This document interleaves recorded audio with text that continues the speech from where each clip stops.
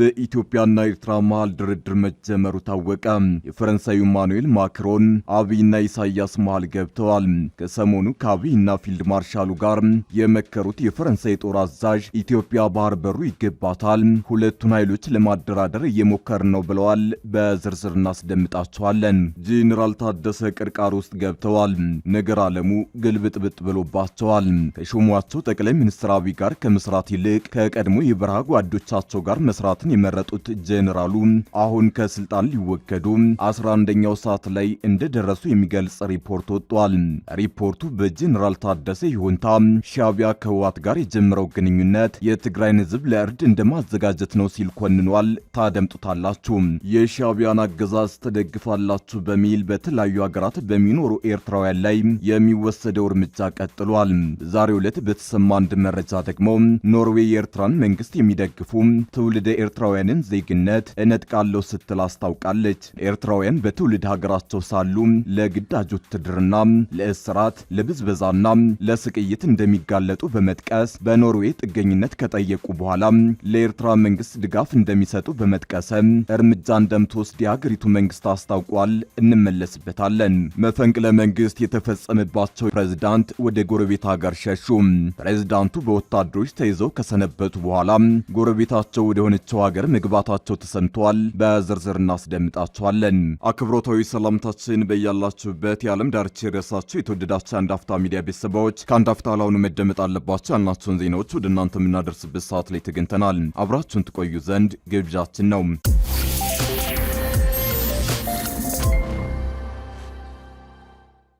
በኢትዮጵያና ኤርትራ መሃል ድርድር መጀመሩ ታወቀ።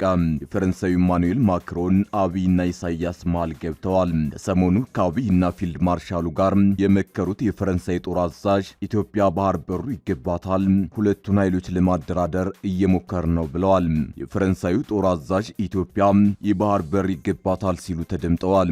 ጄኔራሉ ኢትዮጵያ ወደ ቀይ ባህር መውጣቷ ለፈረንሳይ በረከት ነው ብለዋል። ከቀናት በፊት በሁለትዮሽ ወታደራዊ ጉዳዮች ከኢፌዴሪ መከላከያ ሰራዊት ጄኔራል መኮንኖች ጋር የመከሩት ጄኔራል ፒየር ሼል የተለያዩ ተቋማትን ከጎበኙ በኋላ ከጦር ኃይሎች ጠቅላይ ኤታማዦር ሹም ፊልድ ማርሻል ብርሃኑ ጁላ ጋርም ተወያይተዋል።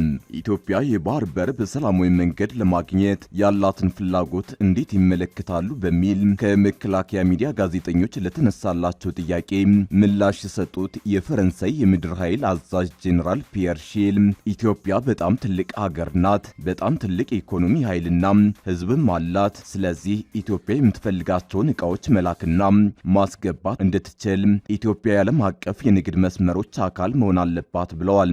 እንደምታውቁት ፈረንሳይ መጥፎ ሀገር አይደለችም።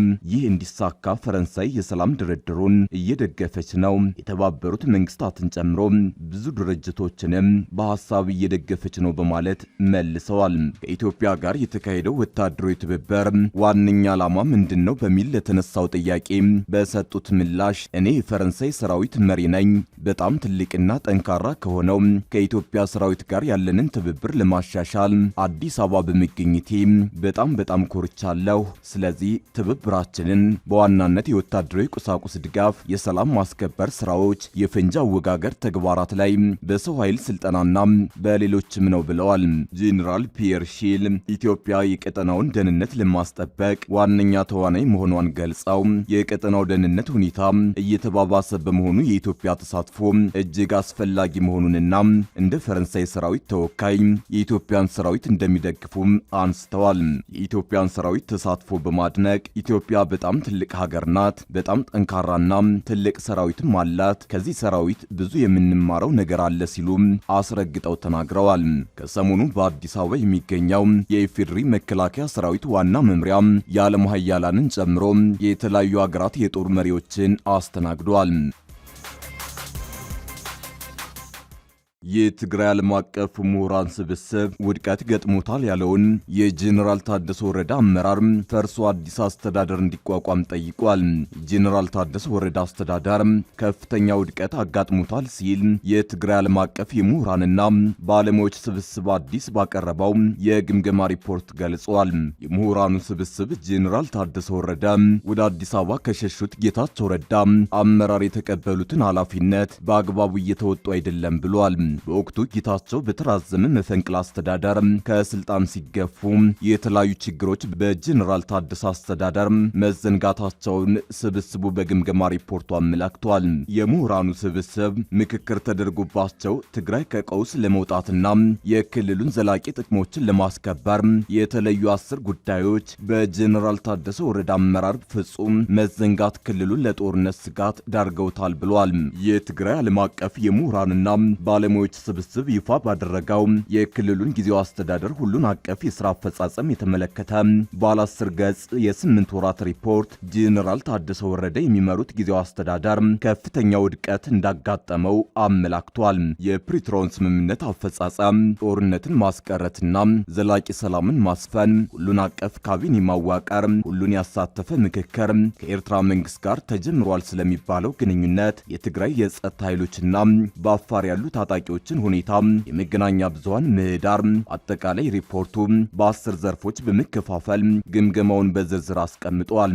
በጌታቸው ረዳ ፕሬዝዳንትነት ጊዜ በ10 ዘርፍ በከፋፈላቸው ጉዳዮች ላይ ክፍተቶች ቢኖሩም የተሻለ የአስተዳደር ሁኔታ እንደነበር ጠቅሶ ሌተናል ጄኔራል ታደሰ ወረዳ ኃላፊነቱን ከተረከቡ በኋላ ግን መሻሻል አሳይተው የነበሩት የክልሉ የምክክር ካውንስል እንዲሁም የመገናኛ ብዙሃን ምህዳርን ጨምሮ በርካታ ጉዳዮች ችግር ላይ መውደቃቸውን አንስቷል። ባለፉት 8 ወራት ብቻ ግጭት ቀስቃሽ ንግግሮች መባባሳቸውንና ይህም የፕሪቶሪያውን ስምምነት አደጋ ላይ እንደጣለው ሪፖርቱ ያብራራል። ማህበራዊና ፖለቲካዊ ልዩነቶች በመስፋታቸው አለመተማመንን መንገሱን ያመላክተው ሪፖርቱ አስተዳደሩ አፋጣኝ የማስተካከያ እርምጃዎችን ካልወሰደ አደገኛ መዘዝ ሊኖር እንደሚችል አስጠንቅቋል።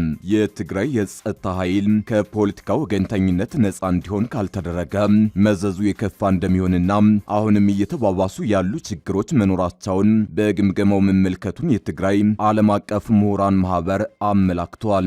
ኤርትራ ጋር የተጀመረው ትብብር የትግራይን ዘላቂ ጥቅም አደጋ ላይ የሚጥል ከዚያም አልፎ የትግራይን ሕዝብ ለኤርትራ መንግስት ዳግም ጭፍጨፋ አሳልፎ የሚሰጥ ነው ሲል ሪፖርቱ አስጠንቅቋል። የክልሉ ጊዜያዊ አስተዳደር ሁሉን አካታች በሆነ መልኩ እንደገና እንዲቋቋምና ወደ ህጋዊ መንግስት የሚደረገው ሽግግር በነጻ ፍትሐዊና ግልጽ በሆነ ምርጫ እንዲመራ በማድረግ ረገድ የሚመለከታቸው አካላት ኃላፊነታቸውን እንዲወጡ ጥሪ አቅርበዋል። ኖርዌይ የአስመራን መንግስት ለሚደግፉ ኤርትራውያን የሰጠችውን ዜግነት እንደምትነጥቅ አስታወቀች። ኖርዌይ የኤርትራን መንግስት የሚደግፉ ትውልደ ኤርትራውያንን ዜግነት እንደምትነጥቅ አስታውቃለች። የኖርዌይ የስደተኞች አገልግሎት ተቋም እንደገለጸው ለ2 ዓመታት ምርመራ ካደረገ በኋላ የኤርትራን መንግስት የሚደግፉ ኤርትራውያንን ዜግነት ለመንጠቅ ወስኗል። የኖርዌይ ዜግነት የተሰጣቸው ኤርትራውያኑ ለኤርትራ መንግስት ድጋፍ ይሰጣሉ ያለው 5 አባላት ያሉት መርማሪ ኮሚቴ ነው። 135 ኤርትራውያን ላይ ምርመራ ያደረገ ሲሆን ማህበራዊ ሚዲያ ላይ የሚጽፉትን እንዲሁም ሌሎች ሰዎች ስለነሱ የሚናገሩትን ተከታትሏል። ምርመራ የተደረገባቸው 135 ሰዎች የኖርዌይ ዜግነት የተሰጣቸው ሲሆኑ ላለፉት 8 ዓመታትም በሀገሪቱ ኖረዋል። እስካሁን ድረስ 20 ሰዎች መኖሪያ ፈቃዳቸውን ሲነጠቁ የሌሎች 30 ሰዎች ጉዳይ ደግሞ እየተመረመረ ነው። በአጠቃላይ ምን ያህል ሰዎች ዜግነታቸውን እንደሚነጠቁ ግልጽ አይደለም። በኖርዌይ ሕግ መሰረት በሀገሪቱ ጥገኝነት የጠየቁ ሰዎች የሚሰጣቸው የመኖሪያ ፍቃድ ወይም ዜግነት ሊነጠቅ ይችላል። የመኖሪያ ፍቃድ ወይም ዜግነት የተሰጣቸው ስደተኞች አንዳች ስህተት ከተገኘባቸው ውሳኔው ሊቀለበስ እንደሚችል ሕጉ ይደነግጋል። የኖርዌይ መንግስት የትውልደ ኤርትራውያንን የመኖሪያ ፍቃድ ወይም ዜግነት ሲነጥቅ የአሁኑ ለመጀመሪያ ጊዜ ነው። ኤርትራውያን በትውልድ ሀገራቸው ሳሉ ለግዳጅ ውትድርና፣ ለእስራት፣ ለብዝበዛና ለስቅይት እንደሚጋለጡ በመጥቀስ በኖርዌይ ጥገኝነት ከጠየቁ በኋላ ለኤርትራ መንግስት ድጋፍ እንደሚሰጡ ተገልጿል። የኖርዌይ የስደተኞች አገልግሎት ተቋም እንዳለው ኤርትራውያኑ ለኖርዌይ መንግስት የገለጿቸው የግዳጅ ብሔራዊ ውትድርና፣ የሰብአዊ መብት ጥሰትና እስራት ትክክለኛ አይደሉም። የኖርዌይ መንግስት ምርመራ የከፈተው በኤርትራ መንግስት ደጋፊዎችና ተቃዋሚዎች መካከል ከ2 ዓመታት በፊት በተነሳው ግጭት ምክንያት ነው። በዚህ ግጭት ውስጥ ተሳታፊ ከነበሩት ኤርትራውያኑ አንዱ እንደ አውሮፓውያን አውሮፓውያን አቆጣጠር በ2013 በኖርዌይ ጥገኝነት ያገኘ ግለሰብ ነው። የኖርዌይ የስደተኞች አገልግሎት ተቋም እንዳለው ትውልደ ኤርትራውያኑ ላይ የተካሄደው ምርመራ በዋናነት ያተኮረው ለመንግስት ድጋፍ በሚሰጡት ላይ ነው። በኦስሎና በርገን ከተሞች በመዘዋወር ምርመራውን ያካሄደ ሲሆን በርገን ከዚህን ቀደም በኤርትራ መንግስት ደጋፊዎችና ተቃዋሚዎች መካከል ግጭት የተከሰተባት ከተማ ናት። የኤርትራን መንግስት የሚደግፉ ስደተኞች ላይ ምርመራ ከተከፈተ በኋላ ተቋርጦ የነበረ ሲሆን በድጋሚ ምርመራው መጀመሩ ተገልጿል። ከአውሮፓውያኑ አዲስ ዓመት በኋላ የኤርትራውያኑ ይግባኝ እንደሚታይ የኖርዌይ የስደተኞች አገልግሎት ተቋም አስታውቋል። በምርመራው ወቅት ስደተኞቹ ለምን የጥገኝነት ጥያቄያቸው ተቀባይነት አገኘ፣ ለምን የሸሹትን መንግስት ይደግፋሉ የሚሉትም መፈተሻቸው ተገልጿል። መርማሪ ቡድኑ ከማህበራዊ ሚዲያ ጽሑፎች በተጨማሪ ኖርዌይ ከሚኖሩና የኤርትራን መንግስት ከሚቃወሙ ትውልደ ኤርትራውያን ጥቆማ ሰብስቧል። ለጥገኝነት ጥያቄ የተሳሳተ መረጃ ያቀረቡ ስደተኞች የመኖሪያ ፍቃድና ዜግነትም ሊሰረዝ ይችላል። ወደ እስራኤል በሕገ ወጥ መልኩ የገባና የኤርትራን መንግስት በመደገፍ ይታወቃል የተባለ ኤርትራዊ ባለፈው ወር ወደ ሀገሩ መባረሩን የእስራኤል መገናኛ ብዙሃን መዘገባቸው ይታወሳል። መፈንቅለ መንግስት የተፈጸመባቸው የጊኒ ቢሳው ፕሬዝዳንት ወደ ሴኔጋል ሸሹ። መፈንቅለ መንግስት የተፈጸመባቸው የጊኒ ቢሳው ፕሬዝዳንት ኡማሮ ሲሶኮ ወደ አጎራባቸው ሀገር ሴኔጋል መግባታቸውን የሀገሪቱ ውጭ ጉዳይ ሚኒስቴር አስታውቋል። በዚህ ሳምንት መፈንቅለ መንግስቱን በፈጸሙ ወታደሮች ተይዘው የነበሩት ፕሬዝዳንቱ ወደ ሴኔጋል የገቡት ተለቀው እንደሆነ ባለስልጣናት ተናግረዋል። መፈንቅለ መንግስት ፈጻሚዎቹ ፕሬዝዳንቱን የለቀቁት የምዕራብ አፍሪካ የትብብር ብሎክ በሆነው ኢኮዋስ አማካኝነት በተደረገ ድርድር ነው። ጊኒ ቢሳው ውስጥ የተፈጠረው ውጥረት እየጨመረ ባለበት በዚህን ወቅት የተደረገው ድርድር ፕሬዝዳንቱ ደህንነታቸው ተጠብቆ እንዲተላለፉ ያለመ ነበር። የሴኔጋል የውጭ ጉዳይ ሚኒስቴር ባወጣው መግለጫ ኤምፓሎ ሐሙስ ምሽት በቻርተርድ ወታደራዊ አውሮፕላን በሰላምና በጤንነት ወደ ሀገሪቱ መግባታቸውን አስታውቋል። በጊኒ ቢሳው ስልጣን ያዘው ወታደራዊ ኃይል በበኩሉ ጄኔራል ሆራታ ናታ በሽግግር መሪነት ለአንድ ዓመት ሀገሪቱን እንዲመሩ ሹሟል። ወታደራዊው ኃይል መፈንቅለ መንግስቱን ያካሄደው ስማቸውን ባልጠቀሳቸውና የታዋቂ የአደንዛዥ እጽ አዘዋዋሪ ድጋፍ አላቸው ያላቸውን ፖለቲከኞች ሀገሪቷን ወደ አለመረጋጋት የመክተት ሴራ ለማክሸፍ እንደሆነ ተናግረዋል። ወታደራዊው ኃይል የእሳት እላፊም ጥሏል። በሴኔጋልና ጊኒ መካከል የምትገኘው ጊኒ ቢሳው የአደንዛዥ እጽ አዘዋዋሪዎች ማዕከልን በመሆን ትወቀሳለች። በአውሮፓውያኑ 1974 ከፖርቹጋል ቅኝ ግዛት ነጻ ከወጣችበት ጊዜ አንስቶ የሀገሪቱ ሰራዊት ከፍተኛ ተጽዕኖ ያለው አካል ሆኖ ቆይቷል።